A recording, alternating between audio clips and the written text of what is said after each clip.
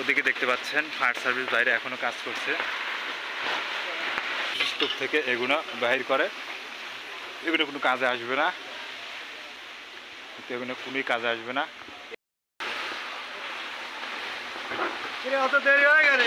দেখতে পাচ্ছেন পুড়ে কোনো কিছু নাই। দেখতে পাচ্ছেন এখানে 5টা গোডাউন ছিল, সর্বনিম্ন 10-12 কোটি টাকা লাভ।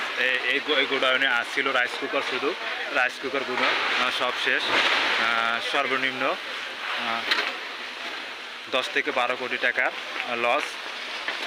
এখানে কয়টা মালিক ছিল? 5 জন। 5 জনের 5টা গোডাউন ছিল। একটা গোডাউনের পুরোপুরি রাইস কুকার এবং টিউবওয়েল ছিল। টিউবওয়েল এবং টিউবওয়েলগুলো চলবে না, চলবে না, কোনোভাবে চলবে না। দেখতে পাচ্ছেন টিউবওয়েল হয়তো কিছু তো অক্ষত আছে, সেগুলো হয়তো আপনার বাঙ্গুর হিসেবে বিক্রি করবে, তাছাড়া কোনো কাজে আসবে না, কাজে আসবে না। আর ওদিকে দেখতে পাচ্ছেন ফায়ার সার্ভিস বাইরে এখনো কাজ করছে,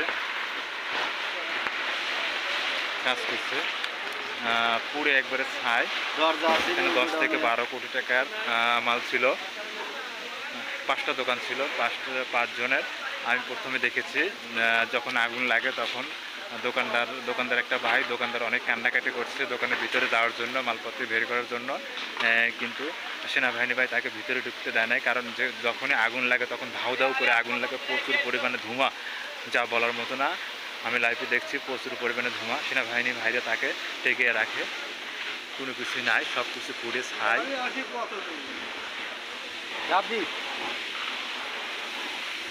10 থেকে 12 কোটি টাকার মতো লস।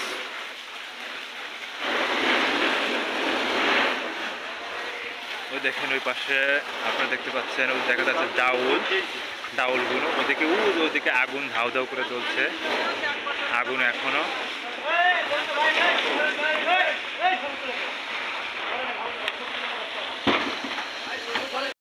দেখতে পাচ্ছেন এখানে রাইস কুকার, পর্যাপ্ত পরিমাণ রাইস কুকার ছিল, কত রাইস কুকার ছিল, কয়শো যে রাইস কুকার ছিল তা বলার মতো না। ফায়ার সার্ভিস ভাই কাজ করছে, দেখতে পাচ্ছেন ফায়ার সার্ভিস এখনো কাজ করছে। দেখতে পাচ্ছেন ধ্বংসস্তূপ থেকে এগুলো বাহির করে, এগুলো কোনো কাজে আসবে না। দেখতে পাচ্ছেন হয়তো কিছু মালপত্র বাহির করছে, এগুলো কোনোই কাজে আসবে না।